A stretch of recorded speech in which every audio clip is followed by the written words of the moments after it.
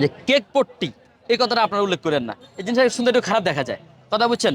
কারণ হচ্ছে গিয়ে এখানে এত সুন্দর একটা রাস্তা, এত সুন্দর জায়গাগুলা, এত পরিবেশ এত ভালো, কিন্তু আমরা যদি এর কেক পট্টি বানায় ফেলি তাহলে কিন্তু জিনিসটা খারাপ দেখা যায়। দেখেন এখন ওপাশ ফাঁকা, শুধুমাত্র এই পাশে কয়েক কিছু সিরিয়াল মেনটেন করে সবাই বসছে। আলহামদুলিল্লাহ, সবাই সবার জন্য দোয়া করবেন যাতে সুন্দর করে সবাই ব্যবসা করতে পারে। আর আপনারা ভালো জিনিস প্রমোট করবেন, খাবারটা প্রমোট করবেন বেশি করে করে। আর আরেকটা বিষয় দেখেন, জুনিয়র থেকে সিনিয়রের ইয়াটা বেশি। যেমন এই যে ভাইয়ের কথা বলি, হুম, ভাই একজন সিনিয়র পার্সন, আপনি একজন সিনিয়র পার্সন। আমরা যারা ভাইরাল পার্সন আছে, আপনারা যখন ভিডিও করতে আসেন, সিনিয়র পার্সনটা আমি বলবো যে এক সাইডে, কারণ সিনিয়র পার্সন আমি বেশি সময় নেয় না, ওনাদের ভিডিও করার ধরনটাই আলাদা। ওনারা কয়েক মিনিট ভিডিও করে কিন্তু ওনারা চলে যায়, থাকে না কিন্তু। কিন্তু যারা জুনিয়র আছেন তাদেরকে বলবো যে আপনারা করেন, কিন্তু একটু ডিসিপ্লিন।